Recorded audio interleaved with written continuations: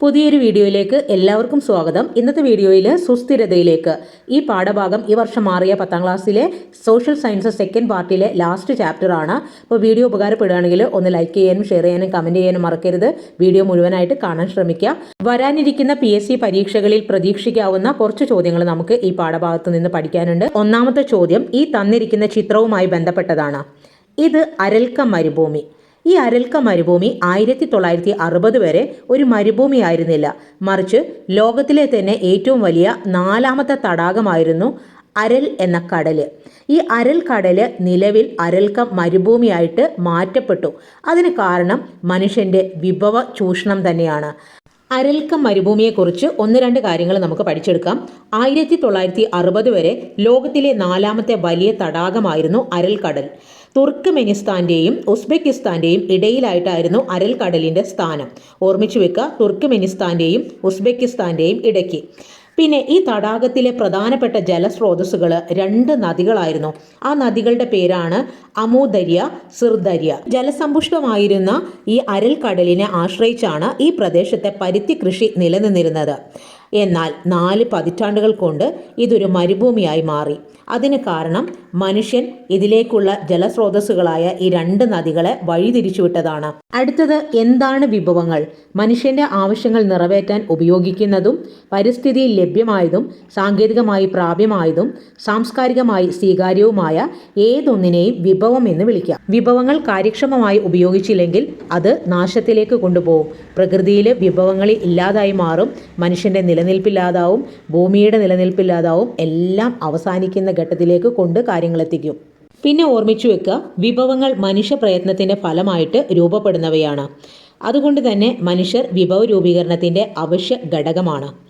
മനുഷ്യൻ തൻ്റെ കഴിവ്, നൈപുണി, സാങ്കേതിക വിദ്യ എന്നിവ പ്രയോജനപ്പെടുത്തിയാണ് ധാരാളം വിഭവങ്ങൾ രൂപപ്പെടുത്തുന്നത്. അതുകൊണ്ട് തന്നെ മനുഷ്യരെയും വിഭവമായിട്ട് കണക്കാക്കാം. ഉദാഹരണത്തിന്, ഒരു പ്രദേശത്ത് നിറയെ വജ്ര നിക്ഷേപം ഉണ്ടെന്ന് വിചാരിക്കുക. നമുക്ക് ചുമ്മാ ചെന്ന് അത് കുഴിച്ചെടുക്കാൻ പറ്റുമോ? ഇല്ല. അതിന് തക്കതായ സാങ്കേതിക വിദ്യകൾ വേണം. ആ സാങ്കേതിക വിദ്യ ശരിക്കും ആരുടെ തലയിൽ നിന്നാണ് രൂപപ്പെടുന്നത്? ഓരോ മനുഷ്യൻ്റെയും. അതായത് മനുഷ്യൻ്റെ ചിന്തകളുടെ സൃഷ്ടിയാണ് ഓരോ കണ്ടുപിടുത്തങ്ങൾ. അത്തരം കണ്ടുപിടുത്തങ്ങളാണ് പ്രകൃതിയിലെ വിഭവങ്ങൾ ഉപയോഗപ്പെടുത്താൻ മനുഷ്യനെ പ്രാപ്തനാക്കുന്നത്. വിഭവങ്ങളെ 2ആയിട്ട് തരംതിരിക്കാം. പ്രകൃതി വിഭവങ്ങൾ, മനുഷ്യനിർമ്മിത വിഭവങ്ങൾ. പ്രകൃതിയിൽ നിന്ന് നേരിട്ട് ലഭിക്കുന്നവയാണ് പ്രകൃതി വിഭവങ്ങൾ.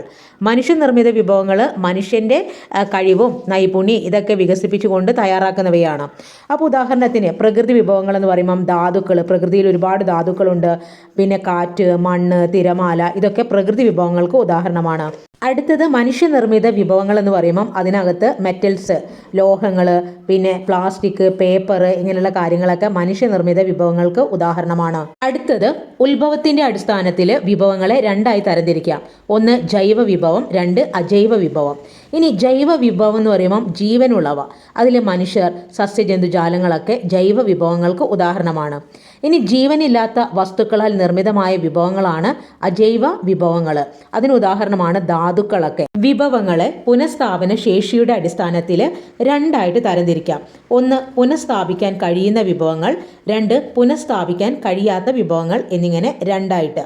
അതിൽ പുനഃസ്ഥാപിക്കാൻ കഴിയുന്ന വിഭവങ്ങൾക്ക് ഉദാഹരണമാണ് ഭൗതികമോ രാസികമോ ആയ പ്രക്രിയകളിലൂടെ പ്രകൃതിയിൽ തുടർച്ചയായി ഉൽപ്പാദിപ്പിക്കപ്പെടുന്നതോ പുനഃസ്ഥാപിക്കപ്പെടുന്നതോ ആയ വിഭവങ്ങളെയാണ് പുനഃസ്ഥാപിക്കാൻ കഴിയുന്ന വിഭവം എന്ന് പറയുന്നത്.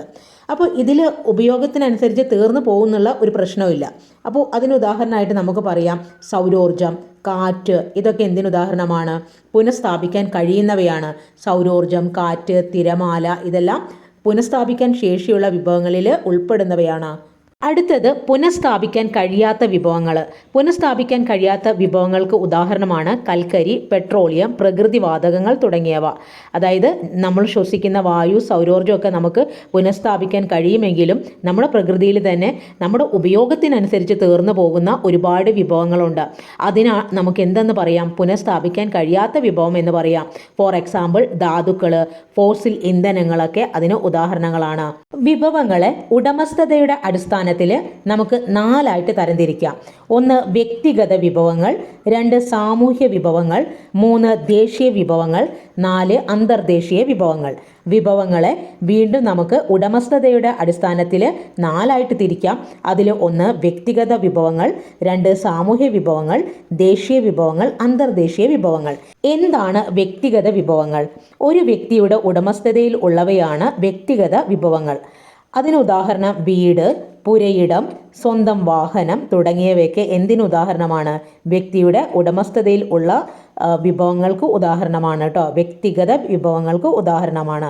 ഇനി രണ്ടാമത്തേത് സാമൂഹ്യ വിഭവങ്ങൾ. സമൂഹത്തിലെ എല്ലാ അംഗങ്ങൾക്കും പ്രാപ്യമായവയാണ് സാമൂഹ്യ വിഭവങ്ങൾ. അതായത് പൊതു കളിസ്ഥലം, ഉദ്യാനങ്ങൾ, ശ്മശാനം, ഇതൊക്കെ എന്തിനകത്താണ് വരിക? സാമൂഹ്യ വിഭവങ്ങളിലാണ് ഉൾപ്പെടുക. ഇനി ദേശീയ വിഭവങ്ങൾ. രാജ്യത്തിൻ്റെ ഉടമസ്ഥതയിൽ ഉള്ളവയാണ് ദേശീയ വിഭവങ്ങൾ. അതിനുദാഹരണം ധാതു സമ്പത്ത്, വനം, വന്യജീവി സമ്പത്ത്, ജലാശയങ്ങൾ, രാജ്യത്തിൻ്റെ അതിർത്തിക്കുള്ളിലെ ഭൂപ്രദേശം, തീരത്ത് നിന്ന് 12 നോട്ടിക്കൽ മൈൽ വരെയുള്ള സമുദ്രപ്രദേശം, ഇതെല്ലാം ദേശീയ വിഭവങ്ങളിൽ ഉൾപ്പെടുന്നവയാണ്. ഇനി അടുത്തത് എന്താണ് അന്തർദേശീയ വിഭവങ്ങൾ? അന്തർദേശീയ ഏജൻസികളുടെ ഉടമസ്ഥതയിൽ ഉള്ളവയാണ് അന്തർദേശീയ വിഭവങ്ങൾ. ഉദാഹരണത്തിന് 200 നോട്ടിക്കൽ മൈലിനപ്പുറമുള്ള സമുദ്ര വിഭവങ്ങൾ അനുമതിയില്ലാതെ ഒരു രാജ്യത്തിനും ഉപയോഗിക്കാൻ കഴിയില്ല. കാരണം അവയെല്ലാം അന്തർദേശീയ ഏജൻസികളുടെ ഉടമസ്ഥതയിലാണ് ഉണ്ടായിരിക്കുക. അതുകൊണ്ട് തന്നെ അത്തരം വിഭവങ്ങളെ അന്തർദേശീയ വിഭവങ്ങൾ എന്നാണ് പറയുന്നത്. ഈ ഭാഗത്തൊരു ചോദ്യമുണ്ട്. ചുവടെ ചേർത്തിട്ടുള്ള വിഭവങ്ങളെ വ്യക്തിഗത വിഭവങ്ങൾ, സാമൂഹ്യ വിഭവങ്ങൾ, ദേശീയ വിഭവങ്ങൾ എന്നിങ്ങനെ തരംതിരിച്ച് പട്ടികപ്പെടുത്തുക. സ്കൂൾ എന്ന് പറയുമ്പം അത് ഏതിനകത്ത് ഉൾപ്പെടുക? സാമൂഹ്യ വിഭവമാണ് അല്ലേ. പിന്നെ ദേശീയപാത എന്ന് പറയുമ്പം അത് ദേശീയ വിഭവത്തിലാണ് ഉൾപ്പെടുക. കാരണം അത് കേന്ദ്രമാണ് നോക്കുന്നത്. പിന്നെ റെയിലും ഏതിലാണ് വരിക? ദേശീയ വിഭവങ്ങളിൽ. ദേവാലയം എന്ന് പറയുമ്പം അത് സാമൂഹ്യ വിഭവമാണ്. അടുത്തത് സ്വകാര്യ കൃഷിയിടം, പാർപ്പിടം, ഇതൊക്കെ വ്യക്തിഗത വിഭവങ്ങളിലാണ് ഉൾപ്പെടുന്നത്. അടുത്തത് വിഭവങ്ങൾ വികസിപ്പിക്കുന്നതിൻ്റെ അടിസ്ഥാനത്തിൽ വിഭവങ്ങളെ സാധ്യതയുള്ള വിഭവങ്ങൾ, വികസിത വിഭവങ്ങൾ എന്നിങ്ങനെ തരംതിരിക്കാനായിട്ട് സാധിക്കും. അതിൽ 1 സാധ്യതയുള്ള വിഭവങ്ങൾ. ഒരു പ്രദേശത്ത് കാണപ്പെടുന്നതും എന്നാൽ ഉപയോഗിക്കപ്പെടാത്തതുമായ വിഭവങ്ങളാണ് സാധ്യതയുള്ള വിഭവങ്ങൾ. രാജസ്ഥാനിലും ഗുജറാത്തിലും കാറ്റ്, സൂര്യപ്രകാശം എന്നിവയിൽ നിന്നും ഊർജം ഉൽപ്പാദിപ്പിക്കുവാൻ ഏറെ സാധ്യതകളാണ് ഉള്ളത്. എന്നാൽ അവ നാമമാത്രമായേ ഊർജോൽപാദനത്തിനായിട്ട് പ്രയോജനപ്പെടുത്തുന്നുള്ളൂ. അതുകൊണ്ട് തന്നെ നമുക്ക് അവ എന്തെന്ന് പറയാം? സാധ്യതയുള്ള വിഭവങ്ങൾ എന്ന് പറയാം. അടുത്തത് എന്താണ് വികസിത വിഭവങ്ങൾ? ഉപയോഗത്തിനായി സർവേ ചെയ്ത് അവയുടെ ഗുണനിലവാരവും അളവും നിർണ്ണയിക്കപ്പെട്ടിട്ടുള്ള വിഭവങ്ങളാണ് വികസിത വിഭവങ്ങൾ. അപ്പോൾ ഇത്തരം വിഭവങ്ങൾ നമുക്ക് പ്രയോജനപ്പെടുത്തുവാൻ മതിയായ സാങ്കേതിക വിദ്യ വേണം. എങ്കിൽ മാത്രമേ നമുക്ക് എന്ത് ചെയ്യാൻ പറ്റുള്ളൂ? ഈ വിഭവങ്ങളെ നമ്മുടെ ആവശ്യങ്ങൾക്ക് ഉപയോഗപ്പെടുത്താനായിട്ട് സാധിക്കുകയുള്ളൂ. ഇപ്പോൾ ഉദാഹരണത്തിന് എവിടെയെങ്കിലും കുറച്ച് സ്വർണ്ണ നിക്ഷേപം കണ്ടു. ആ സ്വർണ്ണ നിക്ഷേപം കണ്ടിട്ട് കാര്യമില്ല. ആ സ്വർണ്ണം നമ്മുടെ കൈകളിലേക്ക് എത്തണമെങ്കിൽ അത്രയും ടെക്നോളജീസ് നമ്മൾ എന്ത് ചെയ്യണം? അവിടെ അപ്ലൈ ചെയ്യണം. എങ്കിൽ മാത്രമേ നമുക്കത് ഉപയോഗിക്കാനായിട്ട് സാധിക്കുകയുള്ളൂ. അപ്പോൾ ഇങ്ങനെയുള്ള വിഭവങ്ങളെയാണ് വികസിത വിഭവങ്ങളിലായിട്ട് നമ്മൾ ഉൾപ്പെടുത്തുന്നത്. ഇപ്പോൾ ഉദാഹരണത്തിന് തന്നെ ബോംബെ ഹൈ, അവിടെ എന്തോരം മെഷീനറീസ് ഉപയോഗിച്ചിട്ടാണ് എണ്ണ ഖനനം ചെയ്യുന്നത്. അപ്പോൾ പെട്രോളിയം ഖനനം നമുക്ക് ഒരു വികസിത വിഭവമായിട്ട് പറയാനായിട്ട് സാധിക്കും. അടുത്തത് നമുക്കിവിടെ പഠിക്കാനുള്ളത് എന്താണ് സ്റ്റോക്കുകൾ? മനുഷ്യൻ്റെ ആവശ്യങ്ങൾ നിറവേറ്റാൻ കഴിവുള്ളതും എന്നാൽ അവ പ്രയോജനപ്പെടുത്തുവാൻ മനുഷ്യർക്ക് ഉചിതമായ സാങ്കേതിക വിദ്യ ഇല്ലാത്തതുമായ വസ്തുക്കളെയാണ് സ്റ്റോക്കുകൾ എന്ന് വിളിക്കുന്നത്.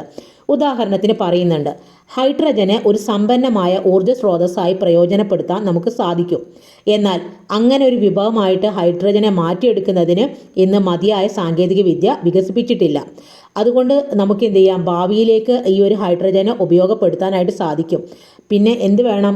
അത് ഉപയോഗപ്പെടുത്താൻ സാധിക്കുന്ന തരത്തിലുള്ള ഉപകരണങ്ങൾ നമ്മൾ കണ്ടെത്തണം. യഥാർത്ഥത്തിൽ ഭൂമിയിൽ കാണപ്പെടുന്ന വിഭവത്തിൻ്റെ നിക്ഷേപത്തെയാണ് നമ്മൾ സ്റ്റോക്ക് എന്ന് പറയുന്നത്. ലിഥിയം, മെത്തനോള്, എത്തനോളൊക്കെ അതിന് ഉദാഹരണമായിട്ട് നമുക്ക് പറയാം. അടുത്തത് ഇവിടെ വീണ്ടും പ്രകൃതി വിഭവങ്ങൾ എന്താണെന്ന് പറയുന്നുണ്ട്. ജസ്റ്റ് അതിൻ്റെ ഒരു ഡെഫിനിഷൻ പറയാം. പ്രകൃതിയിൽ നിന്ന് ലഭിക്കുന്നതും മനുഷ്യർക്ക് ഉപയോഗപ്രദവുമായ പദാർത്ഥങ്ങളോ വസ്തുക്കളോ ഊർജ്ജ രൂപങ്ങളോ ആണ് പ്രകൃതി വിഭവങ്ങൾ. പ്രകൃതി വിഭവങ്ങൾക്ക് ഉദാഹരണം വായു, ജലം, മണ്ണ്, ധാതുക്കൾ, സസ്യങ്ങൾ, മൃഗങ്ങൾ, ഫോസിൽ ഇന്ധനങ്ങളൊക്കെ എന്തിനുദാഹരണമാണ്? പ്രകൃതി വിഭവങ്ങൾക്ക് ഉദാഹരണമാണ്. നമ്മൾ മനുഷ്യർക്ക് ഒഴിച്ചുകൂടാനാവാത്ത പ്രകൃതി വിഭവങ്ങളാണ് ധാതു വിഭവങ്ങൾ, ഊർജ്ജ വിഭവങ്ങൾ. അപ്പോൾ പ്രകൃതിയിൽ രൂപപ്പെട്ടതും നിയതമായ രാസഭൗതിക സവിശേഷ സവിശേഷതകളോട് കൂടിയതും കാർബണികമോ അതായത് കാർബണിൻ്റെ അംശമുള്ളതോ അല്ലെങ്കിൽ കാർബണിൻ്റെ അംശമില്ലാത്തതോ ആയ പദാർത്ഥങ്ങളെയാണ് ധാതുക്കൾ എന്ന് പറയുന്നത്. ആറ്റങ്ങൾ ഒരു നിശ്ചിത രീതിയിൽ ക്രമീകരിക്കപ്പെട്ടിട്ടുള്ള രാസസംയുക്തങ്ങളാണ് ധാതുക്കൾ.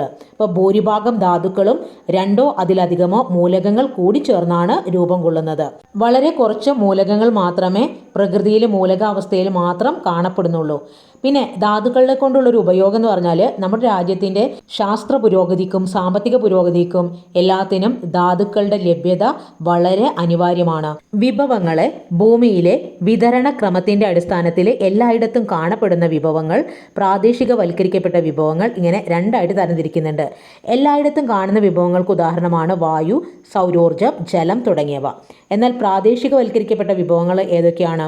അത് ലോഹ അയിരുകൾ, ഫോസിൽ ഇന്ധനങ്ങൾ തുടങ്ങിയവ. അടുത്തത് ധാതുക്കളെ നമുക്ക് ലോഹധാതുക്കളെന്നും അലോഹധാതുക്കളെന്നും രണ്ടായിട്ട് തരംതിരിക്കാം. ഇനി ലോഹധാതുക്കളെ വീണ്ടും രണ്ടായിട്ട് തരംതിരിക്കുന്നുണ്ട്. ഒന്ന് ഇരുമ്പിൻ്റെ അംശമുള്ളവ, ഇരുമ്പിൻ്റെ അംശം ഇല്ലാത്തവ. അലോഹധാതുക്കളെ അകാർബണിക ധാതുക്കൾ, കാർബണിക ധാതുക്കൾ എന്നിങ്ങനെ രണ്ടായിട്ട് വീണ്ടും തരംതിരിക്കുന്നുണ്ട്. അപ്പോൾ ഇരുമ്പിൻ്റെ അംശമുള്ളവയ്ക്ക് ഉദാഹരണമാണ് മാംഗനീസ്, നിക്കൽ, കൊബാൾട്ട് തുടങ്ങിയവ. ഇവിടെ തന്നിരിക്കുന്ന എക്സാമ്പിൾസ് ആണ് ഞാൻ എടുത്തിട്ടുള്ളത്. അതേപോലെ തന്നെ ഇരുമ്പിൻ്റെ അംശമില്ലാത്തത് അലുമിനിയം, ബോക്സൈറ്റ് ഒക്കെ എന്തിന് ഉദാഹരണമാണ്? ഇരുമ്പിൻ്റെ അംശമില്ലാത്തത്. പിന്നെ സ്വർണം, ലോഹങ്ങളൊക്കെ. അടുത്തത് അകാർബണിക ധാതുക്കൾ എന്ന് പറയുമ്പോൾ കളിമണ്ണ്, മാർബിളൊക്കെ അതിന് ഉദാഹരണമാണ്. പിന്നെ കാർബണിക ധാതുക്കളാണ് കൽക്കരി, പെട്രോളിയം, പ്രകൃതിവാതകം തുടങ്ങിയവയൊക്കെ. പിന്നെ ഗ്രാഫൈറ്റ്, ചുണ്ണാമ്പ് കല്ല് തുടങ്ങിയവ. ലോഹത്തിൻ്റെ അംശമുള്ളവയാണ് ലോഹധാതുക്കൾ. ലോഹധാതുക്കളെ എഗെയിൻ രണ്ടായിട്ട് തരംതിരിക്കുന്നു. ഇരുമ്പിൻ്റെ അംശമുള്ളത്, പിന്നെ ഇരുമ്പിൻ്റെ അംശമില്ലാത്തത്, പിന്നെ കാർബണിൻ്റെ അംശമുള്ളതും കാർബണിൻ്റെ അംശമില്ലാത്തതും. പിന്നെ ഇവിടെ നമുക്ക് പഠിക്കാനുള്ളത് ഉരുക്കിനേക്കാൾ ഉറപ്പും എന്നാൽ ഉരുക്കിൻ്റെ പകുതി മാത്രം ഭാരമുള്ളതുമായ ടൈറ്റാനിയം. അപ്പോൾ ടൈറ്റാനിയത്തിൻ്റെ ഉപയോഗങ്ങൾ, ഭാവിയുടെ ലോഹമാണ് ടൈറ്റാനിയം. ടൈറ്റാനിയത്തിൻ്റെ ഉപയോഗങ്ങൾ വിമാനം, ജെറ്റ് എൻജിൻ, മിസൈലുകളൊക്കെ നിർമ്മിക്കാൻ എന്തുപയോഗിക്കാം? ടൈറ്റാനിയം ഉപയോഗിക്കാം. അടുത്തത് സ്വർണത്തിൻ്റെ ഉപയോഗം ഇവിടെ പറയുന്നുണ്ട്. ആഭരണങ്ങൾ നിർമ്മിക്കാൻ, ഇലക്ട്രോണിക് സാങ്കേതിക വിദ്യയിൽ, ബഹിരാകാശ സാങ്കേതിക വിദ്യയിലൊക്കെ ഏതുപയോഗിക്കുന്നുണ്ട്? സ്വർണം ഉപയോഗിക്കുന്നുണ്ട്. മാംഗനീസ് ഔഷധങ്ങളുടെ നിർമ്മാണത്തിന് ഉപയോഗിക്കാറുണ്ട്. പിന്നെ അലോഹധാതുക്കൾക്ക് പൊതുവെ ലോഹധാതുക്കളുടെ മാത്രം പ്രത്യേകതയായ ലോഹത്തിളക്കമില്ല. അസംസ്കൃത വസ്തുവായ മറ്റ് ധാതുക്കളുടെ കൂടെയോ നിരവധി വ്യാവസായിക ആവശ്യങ്ങൾക്കൊക്കെ ആയിട്ട് അലോഹധാതുക്കളെ ഉപയോഗപ്പെടുത്താറുണ്ട്.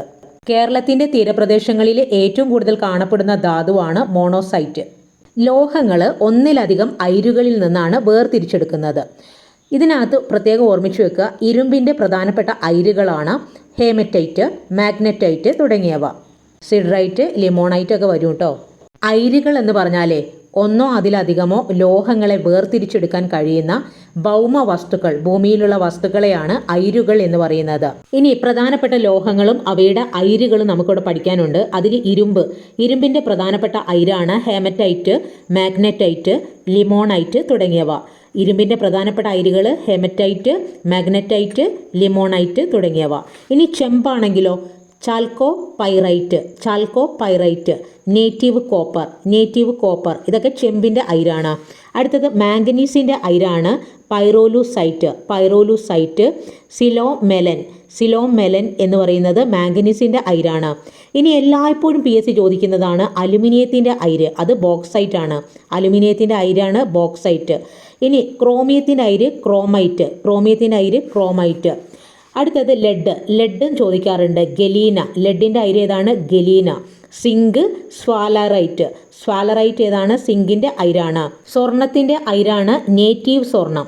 ടൈറ്റാനിയത്തിൻ്റെ അയിരുകളാണ് ഇൽമനൈറ്റ്, റൂട്ടൈൽ. അതും ചോദിക്കാറുണ്ട്. ടൈറ്റാനിയത്തിൻ്റെ അയിര് ഏതൊക്കെയാണ്? Ilmenite, rutile. യുറേനിയത്തിൻ്റെ അയിരാണ് യുറാനിനെറ്റ് യുറേനിയത്തിൻ്റെ അയിരാണ്. ഒരുപാട് ധാതുക്കൾ ഇങ്ങനെ കൂട്ടം കൂടിയാണ് കാണുന്നതെങ്കിൽ അതിനെ ധാതു നിക്ഷേപം എന്നാണ് പറയുക. അടുത്തത് ഈ ഭാഗത്ത് നിന്ന് പ്രതീക്ഷിക്കാവുന്ന മറ്റൊരു ചോദ്യമാണ്, ലോകത്തിലെ ഏറ്റവും വലിയ ഇരുമ്പ് ഖനി സ്ഥിതി ചെയ്യുന്നത്? അത് ബ്രസീലിലാണ്. തെക്കേ അമേരിക്കൻ രാജ്യമായ ബ്രസീലിലാണ് ലോകത്തിലെ ഏറ്റവും വലിയ ഇരുമ്പ് ഖനി സ്ഥിതി ചെയ്യുന്നത്. അതിൻ്റെ പേര് കാരാജാസ് എന്നാണ്. കാരാജാസ് ആണ് ലോകത്തിലെ ഏറ്റവും വലിയ ഇരുമ്പ് ഖനി. നമ്മുടെ ഇന്ത്യയിലെ ഏറ്റവും കൂടുതൽ ഇരുമ്പ് ഉൽപ്പാദിപ്പിക്കുന്ന സംസ്ഥാനം ഒഡീഷയാണ്. അടുത്തത് ഈ ഭാഗത്ത് ഓർമ്മിച്ചു വെക്കേണ്ടത്, ഇരുമ്പയിര് നിക്ഷേപം ഏറ്റവും കൂടുതൽ കാണപ്പെടുന്ന ലോകരാജ്യങ്ങൾ Australia, Brazil, Russia. Australia, Brazil, Russia തുടങ്ങിയ രാജ്യങ്ങളിലാണ് വൻതോതിൽ ഇരുമ്പയിര് ശേഖരം കാണപ്പെടുന്നത്. നമ്മുടെ ഇന്ത്യയിൽ എവിടെയാണ്? ഒഡീഷ. ഇവിടെ നമുക്കൊരു ഭൂപടം തന്നിട്ടുണ്ട്. ആ ഭൂപടത്തിൽ കൂടുതൽ ഇരുമ്പയിര് നിക്ഷേപമുള്ള മറ്റ് രാജ്യങ്ങൾ കൂടെ കണ്ടെത്താൻ പറഞ്ഞിട്ടുണ്ട്. അതിൽ ഓസ്ട്രേലിയ, ചൈന, റഷ്യ, ഉക്രൈന്, പിന്നെ കാനഡ, ഇന്ത്യയിൽ ഒരു വർഷം 5.5 ബില്യൺ ടണ്ണാണ് ഇരുമ്പ് ഉൽപ്പാദിപ്പിക്കുന്നത്. ഇരുമ്പ് ഉൽപ്പാദനത്തിൽ ഇന്ത്യ 4ാം സ്ഥാനത്താണ്. ഇരുമ്പ് അയിരിൻ്റെ 98% ഉരുക്ക് നിർമ്മാണത്തിനാണ് ഉപയോഗിക്കുന്നത്. ഏകദേശം 50 രാജ്യങ്ങൾ ഇരുമ്പ് ഖനനം ചെയ്യുന്നുണ്ട്. ശക്തമായ ഒരു വ്യാവസായിക അടിത്തറ നിലനിൽക്കുന്നതിന് ഉരുക്ക് നിർണായകമായിട്ടുള്ള പങ്കാണ് വഹിക്കുന്നത്. അടുത്തത് ചെമ്പ്. നമുക്കറിയാം, ചെമ്പാണ് മനുഷ്യൻ ആദ്യമായിട്ട് ഉപയോഗിച്ച ലോഹം. അപ്പോൾ ഈ ചെമ്പിൻ്റെ കണ്ടുപിടുത്തം ചെമ്പ് യുഗത്തിലേക്കാണ് വഴിവെച്ചത്. അപ്പോൾ ആദിമ മനുഷ്യർ അലങ്കാര ആവശ്യങ്ങൾക്ക്, ഉപകരണങ്ങൾ നിർമ്മിക്കുന്നതിന്, ആയുധങ്ങൾ നിർമ്മിക്കാനൊക്കെയാണ് ചെമ്പ് ഉപയോഗിച്ചിരുന്നത്. ഇപ്പോൾ വയറുകൾ, ഇലക്ട്രിക് മോട്ടോറുകൾ, ട്രാൻസ്ഫോമർ, ജനറേറ്റർ ഇതിൻ്റെയൊക്കെ നിർമ്മാണത്തിനാണ് വൈദ്യുതി വ്യവസായത്തിൽ ഈ ചെമ്പ് ഉപയോഗിക്കുന്നത്. ചെമ്പ് ഉൽപ്പാദനവുമായി ബന്ധപ്പെട്ട് ഇവിടുന്ന് ചോദിക്കാൻ സാധ്യതയുള്ളൊരു ചോദ്യമാണ്, ലോകത്ത് ചെമ്പ് ഉൽപ്പാദനത്തിൽ മുന്നിൽ നിൽക്കുന്ന രാജ്യം. 1ാം സ്ഥാനത്ത് ചിലിയാണ്. ലോകത്ത് ചെമ്പുൽപാദനത്തിൽ 1ാം സ്ഥാനത്തുള്ള രാജ്യം ചിലിയാണ്. ചിലിയിലെ പ്രധാനപ്പെട്ട ചെമ്പ് ഖനികളാണ് എസ്കോണ്ടിഡ, കൊളാഹുവാസി, എസ്കോണ്ടിഡ. ഈ 2 ചെമ്പ് ഖനികളും സ്ഥിതി ചെയ്യുന്നത് എവിടെയാണ്? ചിലിയിലാണ്. നമ്മുടെ ഇന്ത്യയുടെ കാര്യം പറയുകയാണെന്നുണ്ടെങ്കിൽ ഇന്ത്യയിലെ ചെമ്പ് ഉൽപ്പാദനത്തിൽ മുന്നിൽ നിൽക്കുന്ന സംസ്ഥാനം മധ്യപ്രദേശാണ്.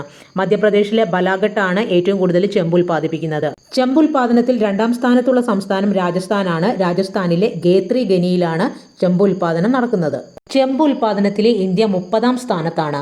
ഇനി ചെമ്പ് ഉൽപ്പാദിപ്പിക്കുന്ന രാജ്യങ്ങൾ Australia, Congo, Russia, Mexico, China തുടങ്ങിയ രാജ്യങ്ങളാണ്. പിന്നെ ഇവിടെ ഓർമ്മിച്ചു വെക്കുക, അറ്റക്കാമ മരുഭൂമിയിലാണ് എസ്കോണ്ടിഡ എന്ന് പറയുന്ന ലോകത്തിലെ ഏറ്റവും വലിയ ചെമ്പ് ഖനി സ്ഥിതി ചെയ്യുന്നത്. ചിലിയിൽ കേട്ടോ, അറ്റക്കാമ മരുഭൂമിയിൽ. അതുപോലെ തന്നെ ഈ കൊളാഹുവാസി എന്ന് പറയുന്ന ഈ ചെമ്പ് ഖനിയുടെ മറ്റൊരു പേരാണ് ഉജീന. അടുത്തത് ഇവിടെ അലുമിനിയത്തിൻ്റെ ഉപയോഗം പറയുന്നുണ്ട്. വൈദ്യുതി കമ്പികൾ, മോട്ടോർ വാഹനങ്ങൾ, വിമാനങ്ങൾ, ക്യാനുകൾ, കെട്ടിട നിർമ്മാണം തുടങ്ങിയ വിവിധ ആവശ്യങ്ങൾക്കായിട്ട് അലുമിനിയം ഉപയോഗിക്കുന്നുണ്ട്. പിന്നെ ലോഹ സംസ്കരണത്തിനും സ്റ്റീൽ നിർമ്മാണത്തിനും മാംഗനീസ് ഒഴിച്ചുകൂടാനാവാത്ത വസ്തുവാണ്. ബാറ്ററികളിലും സെറാമിക് ഉൽപ്പന്നങ്ങളിലും ഈയം ഉപയോഗിക്കുന്നു. സ്റ്റെയിൻലെസ് സ്റ്റീൽ നിർമ്മാണത്തിന് ക്രോമിയമാണ് ഏറ്റവും കൂടുതൽ ഉപയോഗിക്കുന്നത്. അതും കൂടെ ഓർമ്മിച്ചു വെക്കുക. പിന്നെ ഇവിടെ ഒരു ചോദ്യമുണ്ട്, അലുമിനിയം എന്ന ലോഹത്തിന്റെ പ്രധാന അയിര് ബോക്സൈറ്റ് ആണ്. ഇന്ത്യയിൽ ഏറ്റവും കൂടുതൽ ബോക്സൈറ്റ് ഉൽപ്പാദിപ്പിക്കുന്നത് ഒഡീഷയാണ് കേട്ടോ. കാളഹണ്ടി ഡിസ്ട്രിക്റ്റിലാണ് ഏറ്റവും കൂടുതൽ ബോക്സൈറ്റ് ഉൽപ്പാദിപ്പിക്കുന്നത്. ഇനി ലോകരാജ്യങ്ങളിലാണെങ്കിൽ ഓസ്ട്രേലിയയാണ് മുന്നിൽ നിൽക്കുന്നത്. ചൈന, ഗിനിയ, ബ്രസീലൊക്കെ ബോക്സൈറ്റ് ഉൽപ്പാദനത്തിൽ മുന്നിലുള്ള രാജ്യങ്ങളാണ്. ഇന്ത്യ ലോകരാജ്യങ്ങളിൽ ബോക്സൈറ്റ് ഉൽപ്പാദനത്തിൽ 6ാം സ്ഥാനത്ത് നിൽക്കുന്ന രാജ്യമാണ്. അടുത്തത് ഇവിടെ കുറച്ച് അലോഹ ധാതുക്കൾ കൊടുത്തിട്ടുണ്ട്. ജിപ്സം, ചുണ്ണാമ്പ് കല്ല്, കയോലിൻ, ഗ്രാഫൈറ്റ് ഒക്കെ എന്തിനു ഉദാഹരണമാണ്? അലോഹ ധാതുക്കൾക്ക് ഉദാഹരണമാണ്. അലോഹ ധാതുക്കൾക്ക് തിളക്കമുണ്ടാവില്ല. ഇവ വാണിജ്യ ആവശ്യങ്ങൾക്കായിട്ടാണ് ഖനനം ചെയ്തെടുക്കുന്നത്. സ്വാഭാവിക അവസ്ഥയിലോ അല്ലെങ്കിൽ ശുദ്ധീകരിച്ചതിന് ശേഷമോ ആണ് അസംസ്കൃത വസ്തുവായിട്ടോ അല്ലെങ്കിൽ മറ്റ് ധാതുക്കളുടെ കൂടെയോ നിരവധി ആവശ്യങ്ങൾക്കായിട്ടാണ് അലോഹ ധാതുക്കൾ ഉപയോഗിക്കുന്നത്. ഇനി അടുത്തത് ഊർജ്ജ വിഭവങ്ങളെ കുറിച്ചാണ് പഠിക്കാനുള്ളത്. നമ്മുടെ ഭൂമിയിലെ പ്രധാനപ്പെട്ട ഊർജ്ജ സ്രോതസ് സൂര്യനാണ്. എന്താണ് ഊർജ്ജ സ്രോതസ്? താപം ഉൽപ്പാദിപ്പിക്കാനും വസ്തുക്കളെ ചലിപ്പിക്കാനും വൈദ്യുതി ഉൽപ്പാദിപ്പിക്കാനും കഴിയുന്ന ഏതൊരു വസ്തുവിനെയും ഊർജ്ജ സ്രോതസ് എന്നാണ് വിളിക്കുന്നത്. രാസമാറ്റത്തിലൂടെ ഊർജം പുറത്തുവിടുന്ന ഏതൊരു വസ്തുവിനെയും ഇന്ധനമെന്നാണ് വിളിക്കുന്നത്. രാസമാറ്റത്തിലൂടെ ഊർജം പുറത്തുവിടുന്ന ഏതൊരു വസ്തുവിനെയും ഇന്ധനമെന്ന് വിളിക്കാം. അപ്പോൾ സൗരോർജം, ജലവൈദ്യുതി, കൽക്കരി, പെട്രോളിയം ഇതൊക്കെ എന്താണ്? ഊർജ്ജ സ്രോതസ്സുകളാണ്. ഊർജ്ജ സ്രോതസ്സുകളെ ഉപയോഗത്തിനനുസരിച്ച് തീരുന്നവയെ പരമ്പരാഗത വിഭവങ്ങളെന്നും ഉപയോഗത്തിനനുസരിച്ച് തീരാത്തവയെ പാരമ്പര്യേതര വിഭവങ്ങളെന്നും രണ്ടായിട്ട് തരംതിരിക്കാം. ഉപയോഗിക്കും തോറും ക്ഷയിച്ചു കൊണ്ടിരിക്കുന്നതും തീർന്നു പോകുന്നതുമാണ് പരമ്പരാഗത ഊർജ്ജ സ്രോതസ്സ്. അത് മലിനീകരണത്തിന് കാരണമാകാറുണ്ട്. അപ്പോൾ ഉദാഹരണത്തിന് പെട്രോളിയം, ഫോസിൽ ഇന്ധനങ്ങളൊക്കെ കേട്ടോ. പരിപാലിക്കുന്നതിനും സംഭരിക്കുന്നതിനും കൈമാറ്റം ചെയ്യുന്നതിനും വളരെ ചെലവേറിയതാണ് പരമ്പരാഗത വിഭവങ്ങൾ എന്ന് പറയുന്നത്. അടുത്തത് പുനഃസ്ഥാപന ശേഷിയുള്ളവ, അതായത് യഥേഷ്ടം ലഭ്യമായിട്ടുള്ളത്, പരിസ്ഥിതി സൗഹാർദ്ദം, അതായത് മലിനീകരണത്തിന് കാരണമാകില്ല. അപ്പോൾ നമുക്ക് തിരമാല, ജലവൈദ്യുതി, അതുപോലെ തന്നെ എന്തെന്ന് പറയാം, കാറ്റിൽ നിന്ന് ഉൽപ്പാദിപ്പിക്കുന്നത് സൗരോർജ്ജമൊക്കെ പറയാം. സാധാരണയായിട്ട് ഇത് മലിനീകരണം ഉണ്ടാക്കുന്നില്ല.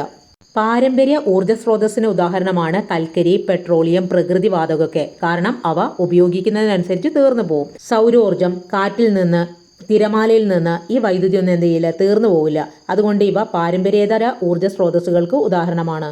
അടുത്തത് നമുക്കിവിടെ പഠിക്കാനുള്ളത് കൽക്കരിയെക്കുറിച്ചാണ്. കൽക്കരി ഉണ്ടാകുന്നത് ജീർണിച്ച് ഒരുപാട് കാലം മുന്നേ മണ്ണിനടിയിൽ പോയ സസ്യാവശിഷ്ടങ്ങളിൽ നിന്നാണ് കൽക്കരി ഉണ്ടാകുന്നത്. അപ്പോൾ ഈ കൽക്കരി ആയിരുന്നു പണ്ട് ഇന്ധനമായിട്ട് ഉപയോഗിച്ചിരുന്നത്. അപ്പോൾ ഓർമ്മിച്ച് വെക്കുക, സസ്യാവശിഷ്ടങ്ങളിൽ നിന്നും ഉടലെടുത്തതും ഉയർന്ന കാർബണിക സ്വഭാവം പുലർത്തുന്നതുമായ ശിലാപടലങ്ങളെയാണ് പൊതുവെ കൽക്കരി എന്ന് പറയുന്നത്. ഒന്നുകിൽ കറുപ്പോ അല്ലെങ്കിൽ തവിട്ടോ നിറങ്ങളിലായിരിക്കും കൽക്കരി കാണപ്പെടുന്നത്. ഇത് അവസാദ ശിലകൾക്ക് ഉദാഹരണമാണ്. കാരണം അത് മാലിന്യങ്ങൾ അടിഞ്ഞുകൂടിയിട്ടല്ലേ ഉണ്ടാവുന്നത്. അതുകൊണ്ട് തന്നെ ഇത് കാർബൺ റിച്ച് ആണ്. അതായത് കാർബൺ നന്നായിട്ട് അടങ്ങിയിരിക്കും ഈ കൽക്കരിയിൽ. ലോഹ സംസ്കരണത്തിനായുള്ള ഇന്ധനമായിട്ട് കൽക്കരി പ്രയോജനപ്പെടുത്തുന്നുണ്ട്. മെഴുക്, തൈലങ്ങൾ, ഔഷധങ്ങൾ, കീടനാശിനികൾ, നിറക്കൂട്ടുകൾ എന്നിവ നിർമ്മിക്കുന്നതിനുള്ള രാസിക അസംസ്കൃത വസ്തുവായിട്ടും കൽക്കരി പ്രയോജനപ്പെടുത്തുന്നുണ്ട്. മെഴുക്, തൈലങ്ങൾ, ഔഷധങ്ങൾ, കീടനാശിനികൾ, നിറക്കൂട്ടുകൾ ഇവയൊക്കെ നിർമ്മിക്കാനുള്ള രാസിക അസംസ്കൃത വസ്തുവായിട്ട് കൽക്കരി ഉപയോഗിക്കുന്നു. നീരാവിയിൽ നിന്നും ഉൽപ്പാദിപ്പിക്കപ്പെടുന്ന താപവൈദ്യുതിയുടെ പ്രധാന ഊർജ്ജ സ്രോതസ്സായിട്ടും കൽക്കരി ഉപയോഗിക്കുന്നുണ്ട്. ഇനി കൽക്കരിയുമായി ബന്ധപ്പെട്ട് നമ്മളോട് ചോദിക്കാൻ സാധ്യതയുള്ളൊരു ചോദ്യമാണ്, ലോകത്തിലെ ഏറ്റവും വലിയ കൽക്കരി ഖനി സ്ഥിതി ചെയ്യുന്നത് അമേരിക്കൻ ഐക്യനാടുകളിലാണ്. അമേരിക്കൻ ഐക്യനാടുകളിൽ അതിൻ്റെ പേര് നോർത്ത് ആൻറ്റിലോപ്പ് റോഷെല്ലെ. നോർത്ത് ആൻറ്റിലോപ്പ് റോഷെല്ലെയാണ് ലോകത്തിലെ ഏറ്റവും വലിയ കൽക്കരി ഖനി. കൽക്കരി പ്രൊഡക്ഷനിൽ മുന്നിൽ നിൽക്കുന്നത് ചൈനയാണ്. രണ്ടാം സ്ഥാനത്തുള്ള രാജ്യം ഇന്ത്യയാണ്. പിന്നെ മൂന്നാം സ്ഥാനം അമേരിക്ക, ഓസ്ട്രേലിയയൊക്കെ കൽക്കരി ഉൽപ്പാദന രാജ്യങ്ങളാണ്. പിന്നെ ഇന്ത്യയിൽ തന്നെ ജാർഖണ്ഡിലാണ് ഏറ്റവും കൂടുതൽ കൽക്കരി ഉൽപ്പാദിപ്പിക്കുന്ന സ്റ്റേറ്റ്. രണ്ടാം സ്ഥാനത്ത് ഒറീസ. ജാർഖണ്ഡിലാണ് റാണിഗഞ്ച് നമ്മുടെ ഇന്ത്യയിലെ ആദ്യത്തെ കൽക്കരിപ്പാടാണ്. ഇന്ത്യയിലെ ഏറ്റവും വലിയ കൽക്കരിപ്പാടമാണ് ജാറിയ ജാർഖണ്ഡിലാണ് സ്ഥിതി ചെയ്യുന്നത്. അടുത്തത് മറ്റൊരു പ്രധാനപ്പെട്ട ഫോസിൽ ഇന്ധനമാണ് പെട്രോളിയം. അപ്പോൾ പെട്രോളിയമാണ് ശിലാതൈലം എന്ന പേരിൽ അറിയപ്പെടുന്നത്. ശിലാതൈലം എന്ന് മുതലാണ് മനുഷ്യൻ പെട്രോളിയം ഉപയോഗിക്കാൻ തുടങ്ങിയത് എന്നതിനെക്കുറിച്ച് കൃത്യമായിട്ടുള്ള തെളിവില്ല. പക്ഷേ സുഷിരങ്ങളിൽ നിന്നും പ്രകൃതിവാതകം കത്തിയുണ്ടാകുന്ന തീ പരിശുദ്ധമാണെന്ന് കരുതി പുരാതന മനുഷ്യർ അതിനെ പൂജിച്ചിരുന്നു. പിന്നെ വള്ളങ്ങളിൽ വെള്ളം കടക്കാതിരിക്കാനുള്ള അരക്ക് എന്ന് പറഞ്ഞാൽ പശ. പിന്നെ വീടുകളിൽ തണുപ്പ് കാലങ്ങളിൽ ചൂട് ക്രമീകരിക്കുന്നതിന് അസാഫാൾട്ട് അഥവാ താർമഷി പണ്ട് ഉപയോഗിച്ചിട്ടുണ്ടായിരുന്നു. പിന്നെ ഈജിപ്തിലാണല്ലോ പിരമിഡുകൾ ഉള്ളത്. ആ പിരമിഡ് നിർമ്മിക്കുന്നതിനും മമ്മികൾ കേടാകാതെ സൂക്ഷിക്കാനൊക്കെ ഈ ഒരു പെട്രോളിയം ഉപയോഗിച്ചിട്ടുണ്ടായിരുന്നു കേട്ടോ. കറുത്ത പൊന്ന് എന്നറിയപ്പെടുന്ന ഇന്ധനമാണ് പെട്രോളിയം കറുത്ത പൊന്ന് എന്നും അറിയപ്പെടുന്നുണ്ട്. പിന്നെ കറുത്ത പൊന്നെന്ന് കുരുമുളകും അറിയപ്പെടുന്നുണ്ട്. പെട്രോളിയം ഉൽപ്പാദനത്തിൽ മുൻനിരയിൽ നിൽക്കുന്ന ഒരു രാജ്യമാണ് സൗദി അറേബ്യ. എന്നാൽ 2024 USGS United state geological survey കണക്കുകൾ പ്രകാരം അമേരിക്കയാണ് പെട്രോളിയം ഉൽപ്പാദനത്തിൽ ഒന്നാം സ്ഥാനത്തുള്ള രാജ്യം. പെട്രോളിയം ഉൽപ്പാദനത്തിൽ മുന്നിലുള്ള രാജ്യം സൗദി അറേബ്യയാണ്. ഇന്ത്യയിൽ പെട്രോളിയം ഖനനം ചെയ്യുന്ന സ്ഥലമാണ് ബോംബെ ഹൈ. കേരളത്തിലെ കൊല്ലം ജില്ലയിലാണ് പെട്രോളിയം നിക്ഷേപം കണ്ടെത്തിയിട്ടുള്ളത്. ഈ അടുത്ത കാലത്ത് അതിൽ നിന്ന് ഖനനം തുടങ്ങുമെന്നൊക്കെ പറയുന്നു. തുടർന്നാൽ നമ്മൾ കേരളക്കാർ രക്ഷപ്പെട്ട്. തെക്കേ അമേരിക്കൻ രാജ്യമായ വെനിസോലയാണ് അസംസ്കൃത എണ്ണ നിക്ഷേപത്തിൽ മുന്നിലുള്ള രാജ്യം. രണ്ടാമത് Saudi Arabia, Iran, Canada, Iraq, UAE തുടങ്ങിയ രാജ്യങ്ങൾ. പ്രകൃതിയിൽ ഉണ്ടാകുന്ന പെട്രോളിയം കറുപ്പോ തവിട്ടോ നിറത്തിലായിരിക്കും. സാധാരണയായി കാണപ്പെടുന്നത് പച്ച നിറത്തിലും മഞ്ഞ നിറത്തിലുമാണ്. ഭൂമിയിൽ നിന്നും പല ഘടകങ്ങൾ കൂടിച്ചേർന്ന് മിശ്രിതാവസ്ഥയിൽ ലഭിക്കുന്ന അസംസ്കൃത എണ്ണ ഇന്ധനമായി ഉപയോഗിക്കുന്നതിനായി ശുദ്ധീകരണശാലയിൽ എത്തിക്കുന്നു. പെട്രോൾ, ജെറ്റ് വിമാനങ്ങൾക്കുള്ള ഇന്ധനങ്ങൾ, ഘർഷണം കുറയ്ക്കുന്നതിനുള്ള കുഴമ്പുകൾ, താർമഷി തുടങ്ങിയ മറ്റു പല ഉൽപ്പന്നങ്ങളും അസംസ്കൃത എണ്ണയിൽ നിന്ന് വേർതിരിച്ചെടുക്കുന്നുണ്ട്. അതൊക്കെ ഓർമ്മിച്ചു വെക്കേണ്ട പോയിന്റാണ്. പെയിൻറ്, ഔഷധങ്ങൾ, കൃത്രിമ നാരുകൾ, രാസവളങ്ങൾ, ലേപന വസ്തുക്കൾ തുടങ്ങിയവയൊക്കെ പെട്രോളിയത്തിൽ നിന്ന് ഉൽപ്പാദിപ്പിക്കപ്പെടുന്നുണ്ട്. ഇവിടെ വെനസ്വേലയെക്കുറിച്ച് പറയുന്നുണ്ട്. തെക്കേ അമേരിക്കൻ രാജ്യമായ വെനസ്വേലയുടെ വടക്കു പടിഞ്ഞാറ് ഭാഗത്ത് കാണപ്പെടുന്ന മരാക്കാബോ എന്ന് പറയുന്ന തടം എവിടെയാണ്? അത് വെനസ്വേലയിലാണ്. തെക്കേ അമേരിക്കൻ രാജ്യമാണ് വെനസ്വേല. അപ്പോൾ ഈ മരാക്കാബോ തടത്തിലാണ് എണ്ണ, പ്രകൃതിവാതകം എന്നിവ സമ്പന്നമായിട്ട് കാണപ്പെടുന്നത്. ഏകദേശം 13,512 ചതുരശ്ര കിലോമീറ്റർ വിസ്തൃതിയിലുള്ള ഇവിടെ തടാക പ്രദേശം പ്രധാനമായിട്ടും മത്സ്യബന്ധന മേഖല കൂടിയാണ് കേട്ടോ. 1917 എണ്ണ പരിവേഷണം ഇവിടെ തുടങ്ങിയത്. വെനസ്വേലയുടെ മൊത്തം ആഭ്യന്തര പെട്രോളിയം ഉൽപ്പാദനത്തിന്റെ 2/3 ഭാഗവും ഈ ഒരു മരാക്കാബോ എന്ന് പറയുന്ന തടത്തിൽ നിന്നാണ് എടുക്കുന്നത്. കൂടുതൽ വിഭവങ്ങൾ ഇവിടുന്ന് ചൂഷണം ചെയ്തെടുക്കുന്നത് കൊണ്ട് തന്നെ അതിന്റെ പാരിസ്ഥിതിക പ്രശ്നങ്ങളും ഈ ഒരു മേഖല അനുഭവിക്കുന്നുണ്ട്. അപ്പോൾ ഇവിടെ ഓർമ്മിച്ചു വെക്കേണ്ട പോയിന്റ്, മരക്കാബോ ആ തടാകം അത് സ്ഥിതി ചെയ്യുന്നത് വെനസ്വേലയിലാണ്. ഏറ്റവും കൂടുതൽ അസംസ്കൃത എണ്ണ ഖനനം ചെയ്തെടുക്കുന്ന ഒരു സ്ഥലം കൂടിയാണിത്. ഈ ഭാഗത്ത് ഓർമ്മിച്ചു വെക്കേണ്ട ഒരു പോയിന്റ്, ലോകത്ത് ആദ്യം ഉപയോഗിച്ച ഫോസിൽ ഇന്ധനം കൽക്കരിയാണ്. ലോകത്ത് ആദ്യമായി ഉപയോഗിച്ച ഫോസിൽ ഇന്ധനം കൽക്കരിയാണ്. അപ്പോൾ ഇത്രയും നേരം നമ്മൾ പാരമ്പര്യ ഊർജ്ജ സ്രോതസ്സുകളെ കുറിച്ചാണ് പഠിച്ചത്.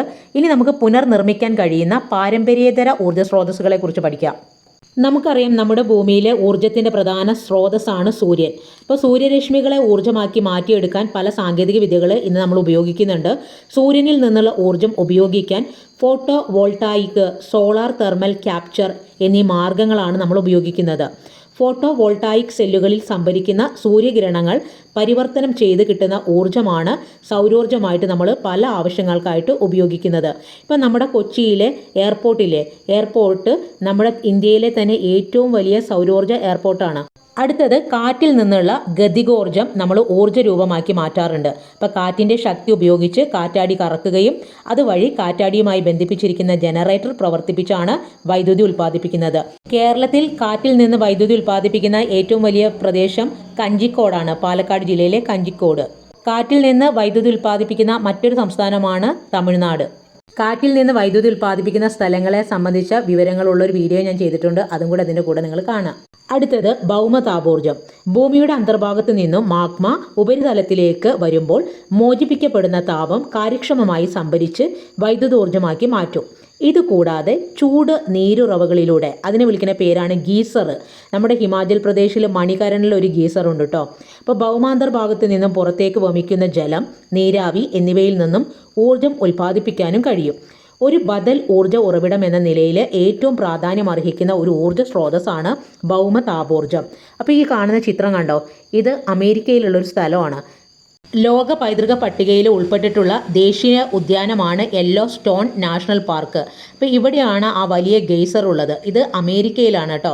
ഇവിടെ 300-ലധികം ഗെയ്സറുകളുണ്ട്. ചൂട് നീരുറവയെയാണ് ഗീസർ എന്ന് പറയുന്നത്. ഗീസറുകളിൽ നിന്ന് ചൂടുള്ള വെള്ളം എപ്പോഴും ഭൂമിയുടെ ഉപരിഭാഗത്തേക്ക് ഇങ്ങനെ വന്നുകൊണ്ടേയിരിക്കും. അങ്ങനെ 300 ഗീസറുകളുള്ള അമേരിക്കയിലെ യെല്ലോ നാഷണൽ സ്റ്റോൺ പാർക്കാണ് ഏറ്റവും വലിയ ഗീസർ. അടുത്തത് നമുക്കിവിടെ പഠിക്കാനുള്ളത് വേലിയേറ്റ ഊർജ്ജം. സമുദ്രങ്ങളിലെ വേലിയേറ്റങ്ങളെ പ്രയോജനപ്പെടുത്തിയിട്ട് ടർബൈനുകൾ കറക്കിയിട്ട് വൈദ്യുതി ഉൽപ്പാദിപ്പിക്കും. അങ്ങനെ ഉൽപ്പാദിപ്പിക്കുന്ന ഊർജ്ജമാണ് വേലിയേറ്റ ഊർജ്ജം. അപ്പം നമ്മുടെ ഇന്ത്യയിലെ ഒരു വേലിയേറ്റ തുറമുഖമാണ് ഏത്? കാണ്ടില സ്ഥിതി ചെയ്യുന്നത് ഗുജറാത്തിലാണ് കേട്ടോ. ഗുജറാത്തിലെ കച്ച് മേഖലയെ കേന്ദ്രീകരിച്ചാണ് ഇന്ത്യയിൽ ഏറ്റവും കൂടുതൽ വേലിയേറ്റ ഊർജ്ജം നിർമ്മിക്കുന്നത്. അടുത്തത് നമുക്കിവിടെ പഠിക്കാനുള്ളത് ജൈവോർജ്ജം. ജൈവ പദാർത്ഥങ്ങളിൽ നിന്നും ജൈവ അവശിഷ്ടങ്ങളിൽ നിന്നും ഉൽപ്പാദിപ്പിക്കുന്ന ഊർജ്ജമാണ്. ഇന്ന് ഏറ്റവും കൂടുതൽ നമ്മുടെ വീട്ടിൽ നിന്നൊക്കെ കളയുന്ന വേസ്റ്റുകളിൽ നിന്ന് നമുക്ക് എന്ത് ചെയ്യാൻ പറ്റും? ഊർജ്ജം ഉൽപ്പാദിപ്പിക്കാനായിട്ട് സാധിക്കും, ബയോഗ്യാസ്. അപ്പോൾ അത് ഇന്ന് ഏറ്റവും കൂടുതൽ സ്കോപ്പുള്ളൊരു സംഭവമാണ്. അപ്പോൾ ജൈവോർജ്ജം വികസ്വര രാജ്യങ്ങളിലെ ഗ്രാമീണരുടെ ജീവിത നിലവാരം മെച്ചപ്പെടുത്തുന്നതിനും പരിസര മലിനീകരണം കുറയ്ക്കുന്നതിനും സഹായിക്കുന്നു. നഗര മാലിന്യങ്ങളിൽ നിന്നും ഊർജ്ജം ഉൽപ്പാദിപ്പിക്കുന്ന പദ്ധതികളും ഇന്ന് നടപ്പിലാക്കി വരുന്നുണ്ട്. നമ്മുടെ ഇന്ത്യയിൽ ഏറ്റവും കൂടുതൽ ജൈവോർജ്ജം ഉൽപ്പാദിപ്പിക്കുന്നത് ഗുജറാത്തിലെ പട്ടാൻ ജില്ലയിലാണ് കേട്ടോ. ഗുജറാത്തിലെ പട്ടാൻ ജില്ല. പിന്നെ ഇന്ധനത്തിനായിട്ട് ഹൈഡ്രജനെ ഉപയോഗിക്കാറുണ്ട്. അപ്പം കലോറിക മൂല്യം ഏറ്റവും കൂടുതലുള്ളത് ഹൈഡ്രജനാണ്. പിന്നെ ജർമ്മനിയാണ് ഹൈഡ്രജൻ ഉപയോഗിച്ചുകൊണ്ട് ആദ്യത്തെ ട്രെയിൻ ഓടിച്ചത്. പിന്നെ ഹൈഡ്രജൻ ബസ് ആദ്യം നിലത്തിലിറക്കിയത് ഇംഗ്ലണ്ടാണ് കേട്ടോ. ഹൈഡ്രജൻ കത്തുമ്പോൾ ജലബാഷ്പം മാത്രമേ പുറത്തോട്ട് വരുന്നുള്ളൂ, അല്ലാതെ യാതൊരു മലിനീകരണവും സംഭവിക്കുന്നില്ല. പിന്നെ ഹൈഡ്രജൻ ഇന്ന് കൂടുതലായിട്ട് ഉപയോഗപ്പെടുത്തി ഒരു ഊർജ്ജ സ്രോതസ്സാക്കി മാറ്റാനുള്ള അത്രയും ഫെസിലിറ്റി നമ്മൾ കണ്ടെത്തിയിട്ടില്ല. അത് കണ്ടെത്തുന്ന മുറയ്ക്ക് ഹൈഡ്രജനും നല്ലൊരു ഇന്ധനമായിട്ട് മാറും. അടുത്തതായി ഇവിടെ ഓർമ്മിച്ചു വെക്കേണ്ട ഒരു പോയിന്റ്, ലോക ഊർജ്ജ സംരക്ഷണ ദിനം ഡിസംബർ 14-നാണ്. ലോക ഊർജ്ജ സംരക്ഷണ ദിനം ഡിസംബർ 14-ന്. രാജസ്ഥാനിലെ താർ മരുഭൂമിയിലെ ബട്ട്ലയിലാണ് വലിയ സൗരോർജ്ജ നിലയം സ്ഥിതി ചെയ്യുന്നത്. അതിന് പേര് ബട്ട്ല സോളാർ പാർക്ക് എന്നാണ് കേട്ടോ. 14,000 ഏക്കർ വിസ്തൃതിയിലാണ് ഈ ബട്ട്ല സൗരോർജ്ജ പാർക്ക് സ്ഥിതി ചെയ്യുന്നത്. അപ്പോൾ 2245 മെഗാവാട്ട് വൈദ്യുതി ഉൽപ്പാദിപ്പിക്കാനുള്ള ശേഷിയാണ് ഈ ബട്ട്ല സോളാർ പാർക്കിന് ഉള്ളത്. ലോകത്തിലെ ഏറ്റവും വലിയ സൗരോർജ്ജ നിലയങ്ങളിൽ ഒന്നാണ് രാജസ്ഥാനിലെ താർ മരുഭൂമിയിലുള്ള ബട്ട്ല സൗരോർജ്ജ പാർക്ക്. അടുത്തത് നമുക്കിവിടെ എന്താണ് സസ്റ്റൈനബിൾ ഡെവലപ്മെൻറ്റ് അഥവാ സുസ്ഥിര വികസനം എന്നത് പഠിക്കാനുണ്ട്. ഭാവി തലമുറയ്ക്ക് അവരുടെ ആവശ്യങ്ങൾ നിർവഹിക്കുന്നതിനുള്ള കഴിവിന് കോട്ടം തട്ടാതെ വർത്തമാന കാലത്തെ ആവശ്യങ്ങൾ നിറവേറ്റാൻ സാധിക്കുന്ന രീതിയിലുള്ള വികസനമാണ് സുസ്ഥിര വികസനം കേട്ടോ. സുസ്ഥിര വികസനത്തിന് പ്രാധാന്യം കൊടുത്തുകൊണ്ട് 1987 ബ്രട്ട്ലാൻഡ് കമ്മീഷൻ റിപ്പോർട്ട് കൊടുത്തു. ആഗോളതലത്തിൽ വിഭവ സംരക്ഷണവുമായി ബന്ധപ്പെട്ട സുപ്രധാന സംഭാവന നൽകിയത് 1987 ബ്രട്ട്ലാൻഡ് കമ്മീഷൻ റിപ്പോർട്ടാണ്. നമ്മുടെ പൊതുഭാവി അഥവാ അവർ കോമൺ ഫ്യൂച്ചർ എന്ന പേരിൽ അറിയപ്പെടുന്ന റിപ്പോർട്ടാണ് ബ്രട്ട്ലാൻഡ് റിപ്പോർട്ട്. അപ്പോൾ ഇതിൻ്റെ പ്രധാനപ്പെട്ട അജണ്ട സുസ്ഥിര വികസനം എന്ന ആശയമാണ് മുന്നോട്ട് വെച്ചത്. അടുത്തത് 1992 ആദ്യത്തെ ഭൗമ ഉച്ചകോടി നടന്നത്. അത് ബ്രസീലിലെ റിയോ ഡി ജനീറോയിൽ വെച്ചാണ് നടന്നത്. ആഗോളതലത്തിൽ പരിസ്ഥിതി സംരക്ഷണത്തിൻ്റെയും സാമൂഹിക സാമ്പത്തിക വികസനത്തിൻ്റെയും അടിയന്തര പ്രശ്നങ്ങൾ പരിഹരിക്കുന്നതിന് 1992 ജൂണിൽ ബ്രസീലിലെ റിയോ ഡി ജനീറോയിലെ 100-ലധികം രാഷ്ട്രതലവന്മാർ പങ്കെടുത്തുകൊണ്ടാണ് ആദ്യ ഭൗമ ഉച്ചകോടി സംഘടിപ്പിച്ചത്. ആഗോള കാലാവസ്ഥാ വ്യതിയാനത്തെയും ജൈവ വൈവിധ്യത്തെയും കുറിച്ചുള്ള പ്രഖ്യാപനത്തിൽ രാഷ്ട്രതലവന്മാർ ഒപ്പുവെക്കുകയും അതായത് പ്രസിഡന്റുമാർ ഒപ്പുവെക്കുകയും ആഗോള വനതത്വങ്ങൾ 21-ാം നൂറ്റാണ്ടിൽ സുസ്ഥിര വികസനം കൈവരിക്കുന്നതിനുള്ള പ്രധാനപ്പെട്ട 21 അജണ്ട അംഗീകരിക്കുകയും ചെയ്തു. ഇനി അടുത്തത് ഇവിടെ ഗാന്ധിജിയുടെ ഒരു കോട്ടുണ്ട്, അത് പഠിക്കണം. എല്ലാ മനുഷ്യരുടെയും അടിസ്ഥാന ആവശ്യങ്ങൾ നിറവേറ്റാൻ ആവശ്യമായ വിഭവങ്ങൾ ഭൂമിയിലുണ്ട്. എന്നാൽ ഒരാളുടെ പോലും അത്യാഗ്രഹം തൃപ്തിപ്പെടുത്താൻ വേണ്ടത്ര ഇല്ലതാനും. ഇങ്ങനെ പറഞ്ഞത് ആരാണ്? ഗാന്ധിജിയാണ്. അപ്പോൾ ഈ പാഠഭാഗത്ത് നമുക്ക് ഇത്രയും കാര്യങ്ങളാണ് പഠിക്കാനുള്ളത്. പ്രധാനമായിട്ടും വിഭവങ്ങൾ, വിഭവ സംരക്ഷണം, ഇന്ധനം, ഇന്ധനത്തിൻ്റെ കാര്യക്ഷമമായിട്ടുള്ള ഉപയോഗം, ഈ കാര്യങ്ങളൊക്കെയാണ് നമ്മൾ പഠിച്ചത്. വീഡിയോ ഉപകാരപ്പെട്ടാൽ ലൈക്ക് ചെയ്യാനും ഷെയർ ചെയ്യാനും കമൻറ്റ് ചെയ്യാനും മറക്കരുത്. താങ്ക്